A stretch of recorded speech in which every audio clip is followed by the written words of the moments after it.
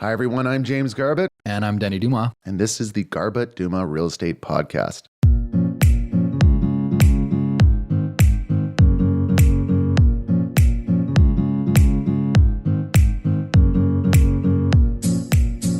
We're talking news headlines today. This is an experimental episode where we're digging into some of the real estate headlines that have caught our eye over the last couple months, just to share them with you and see what comes from it. Yeah. If you live in Greater Vancouver, you love a real estate headline. Everyone loves them. It's all over the news. Yeah. It's so much of our economy is around real estate, and so much of our news headlines are around real estate as well, especially after just an election year and affordability being the talk. So let's get right into it. I'll start. How about that, Monica? Sure, go for it. So I got this headline from the province, and it's basically half of variable rate mortgages have hit their trigger rate, estimates Bank of Canada.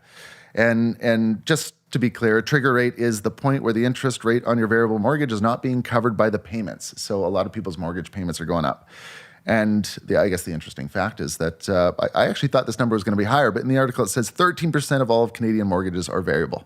So 13%. And then half of those have hit the trigger rate. Half of those have hit their trigger rate. Ooh. Now, I thought the number would actually be higher than half of them hitting the trigger rate. Yeah. I thought it would be much higher. So I guess by the numbers, if 13% of Canadian mortgages have hit their trigger rate, or half of 13%, we're talking about 6.5%. And now, how accurate that is, that's up to the province newspaper that released this statement. I'll leave that up to them. I think that's interesting to know because a lot of the information you get, it seems like everyone's about to hit their trigger rate. Literally every person is going to hit their trigger rate. We both have. Yeah. Everyone in this room has. Yeah, 3 for 3. Yeah. Monica, what do you have? What's... I like this one because it's topical and it's coming up. And this was from CTV, that the BC assessment is estimated to go up 5 to 15% January 3rd of 2023. What do you think about that? There's going to be more places selling under assessed value in 2023. I'm already starting to see sales happen, like list prices at assessed and sales happening under assessed now. And I wouldn't say, I'm going to throw up a random percentage, call it 10 to 20% of the time. That's going to go up. Yeah. I'm excited. I love it. I love a good wild ride. I think that so often we get a lot of realtors and buyers try to tell us, oh, well, the assessed value is $50,000 underneath what you're listed. I can't wait to list something under assessed value. I cannot wait. Be like, well, we're $50,000 under assessed value. This is a deal. I think the trend in 2023 is you're going to see priced under assessed value as like in all caps in the write-up of real estate listings. Can't wait. I think one thing to mention is as a realtor, I hate about 90% of conversations around assessed value because they are not accurate. And a lot of people talk to, us realtors as if this is the holy grail of assessments. This is an appraisal that is accurate of my property. And assessments aren't. They're just a guideline. It's a select few people assessing thousands and thousands of properties. They're not taking into account your renovations. They're not taking into account all your features. They are just a guideline. And these assessments happen in July of every year. So the assessment that's going to come out in January 2023 is based on July 2022 values. They're going to go up, what was it, 10 to 15%? Up to 15%. Up to 50, we'll see, up to 15%. Over the last ones. Over the last ones. Yeah. So in theory, your assessment that's going to arrive in January should be up 5 to 15% higher than it was worth in July of 2021. Yeah, I can't wait to have the exact same conversation with the same exact agent about assessed value, but they're going to be arguing the opposite side. Yeah.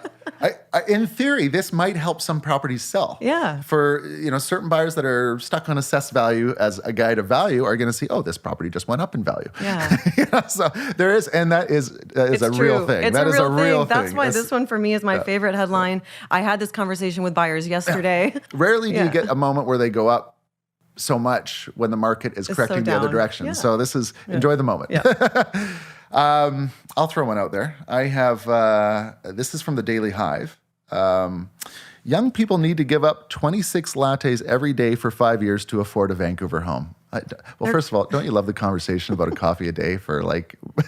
These people are going to be exhausted. They're not going to be able to get through a day of work. Yeah. In the article, it adds a typical young person aged 25 to 34 in Metro Vancouver would need to save up for 27 years for a 20% down payment for a home in the region. Keep in mind, this is trying to catch eyes a little more. It basically highlights, and I don't know if they're using, a detached home or, they're probably not using the low-priced older one-bedroom condo. When it comes to earnings, young Vancouverites would need to make around $186,000 per year, more than triple the current levels to afford a home in Vancouver today. What home? Yeah. This is. I just appreciated the title because it said 26 lattes a day. Yeah. No, this is good. But I don't know anyone that drinks 26 lattes a day. So you're worried. Oh, man. I like this one. This was also from CTV. Woman ordered to pay $125,000 deposit because she pulled out of a deal. She didn't know that the foreign buyer's tax applied to her. Did she have a realtor? It didn't say any of that. It just said the woman. I read the whole article because I was like, what is this about? Well, duh. If you pull out of a deal that you've already removed subjects she lost her deposit. That's news, and that is the law. So the law was upheld in this scenario, guys, and the sellers got to take the $125,000 deposit. So if you're a foreign buyer listening to this, just be wary and make sure you know your information before you buy in Canada. Yeah. Here's one from the Western Investor. Ski hills experience strong demand, but real estate softens. There's nothing much to add to this. I just thought it's ski season soon. And those mountains have been on, like, real estate. I've been watching just because I go down Fantasyland a long time. Recreation property has gone on an absolute tear during COVID, and some of these markets have gone up considerably.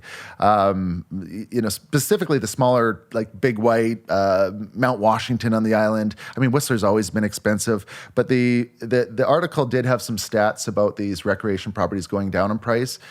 But I will say they didn't seem accurate. It was like they've gone down 10%, which is the market average. It didn't seem like any specific news. But I do, from what I've observed in some of these smaller markets, it's much more than 10%. The small town ski hill, real estate prices are a little bit hurt right now. Sorry, ski community. Yeah. I got another one from the Western Investor here. New rental units are smaller than 3 parking stalls. So this is a Concord high-rise project in Burnaby. 58 non-market studio suites are between 323 and 346 square feet. I wonder if the 346 is like a one-bedroom and den. Right? So I'm just looking up here because I'm really curious the size of a standard parking stall. Okay, a standard parking stall, according to Google, is 16 feet by 18 feet. So that times 3. Oh, yeah. Oh, geez, don't put math on the spot. But, we're talking... I remember IKEA having these ridiculously designed one-bedrooms that were around this size. But, 323 to 346 square feet for a rental unit. That might be the future. That might be the future of housing for these giant concrete towers in dense neighborhoods. Well, you and I saw last week some 400 square foot in Port Moody. Yeah. I think that's probably the smallest condo in Port Moody ever. And to be clear, they were, I think, let's call it around 430 square feet. Well, there were some that was like 406. Was there a 406? Yeah, and then there was the other ones that were 430-ish, yeah. And they did not include a parking. No. So... or a toilet. If you asked either of us 10 years ago if you would expect a pre-sale to launch a 400 square foot, no parking, one-bedroom in Port Moody, I'd say that's not sellable. No. But in this market, they might be able to prove me wrong. Yeah, and they're renting them. They had 25 of them that are going up for rent. That'll be interesting. Okay. All right, what's the next title? Do you have a title for a moment? I got plenty here. Yeah, go ahead. Keep firing away. Yeah. Vancouver City Council approves empty home tax hike to 5% of assessed value. It was previously 3%. So at the beginning of January 2023, if you are sitting on what's basically a vacant home or empty home and you have to pay that tax, it might be a big bill. 5% of assessed value is a big penalty to pay for having an empty place. Oh, yeah. You might as well rent your place out for, dirt cheap. And you can now. And you can now. On the empty home tax theme, another article, and this is the Daily Hive as well. Empty home tax has reduced Vancouver's number of vacant homes by 36%. So according to this article, there are 1,398 homes, which is, compared to 27...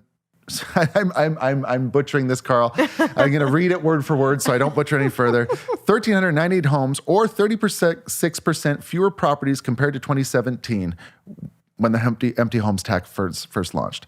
So this is, I don't have anything to elaborate on this one. That's a good one. I have one here I thought was kind of interesting. This is from nsnews.com. Court quashes North Van order for homeowner to fix high-risk creek. So that's a pretty interesting one. They were trying to get the owner to fix a creek that goes through their property. That's not their creek. They don't own the creek. I actually know the house. I do know the house. I now live in North Vancouver. I walk my dogs out there. It's out towards Quarry Rock. I think it's on Panorama Drive, if I remember it. And this house was built in, I'm going to guess, the 80s. And they have, it has a raging creek under an extension. Yep. So it has this like bridge wing of the house that is over top of a creek that rages in high high rainfall. And you can tell the home is older. And the whole thing is, back in the day, you could build whatever you wanted. Yeah. You could build things closer to the ocean. You could build things over top of creeks. And there was less environmental regulation back then. But to enforce it on a homeowner today that bought a home that is obviously against today's environmental setbacks.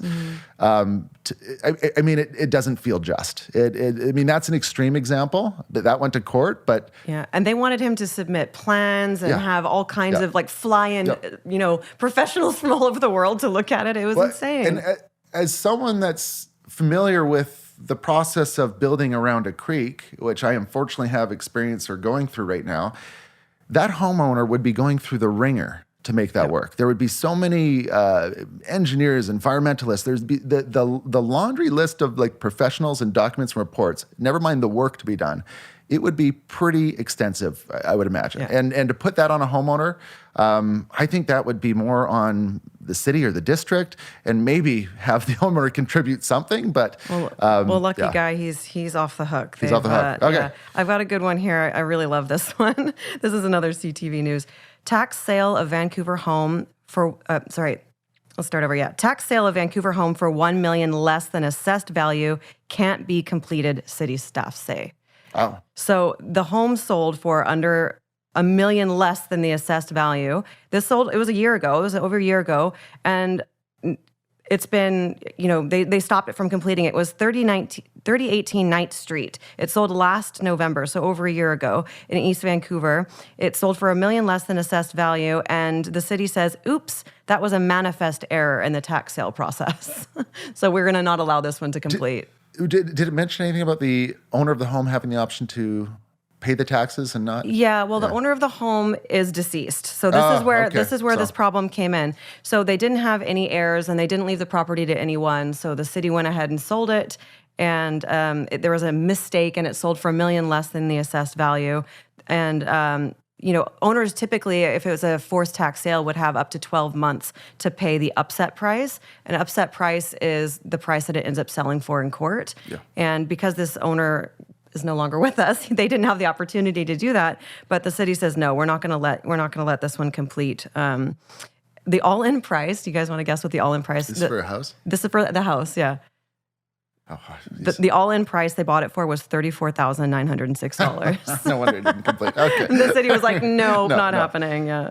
On the tax sale note, real estate investors or real estate enthusiasts might have heard tax sales as an opportunity to get a deal, and I think in some markets in the U.S. and maybe Canada it is, but I will say in Vancouver and surrounding Vancouver, it is so rare. I'd almost just say it never happens. It never happens. If you get an opportunity to buy a person's home that hasn't paid their taxes, they're usually countered by the person paying their taxes by the deadline they have to pay their taxes, and that sale doesn't go through. And that's that upset price timeline. Yeah. So I just assume that they safely assume, don't waste too much energy on it. Tax sales aren't a great opportunity in Vancouver. I've got another one here. Okay, go for it, Monica. Okay, I like this. This is BurnabyNow.com. Burnaby Strata condo owner battle over refundable beverage containers. What? Oh. Burnaby Strata condo owner battle over refundable beverage containers. With who? With each other. Okay. They're fighting over where to put the beverage containers, and this was a headline. That's amazing. I think that's just a good I headline. love that one. I love it. Yeah. I have one here. So government expands speculation and vacancy tax to more communities. So just so everyone knows that if you have a vacant home in certain parts of BC, you have to pay that tax. And now these areas were not included before, but now it includes mostly on the island, North Cowichan, Duncan, Ladysmith, and Lake Cowichan, but in the Sea to Sky, Lions Bay, and Squamish. And know what's still not on the list? Whistler. Whistler. Even though it's like 30 minutes away.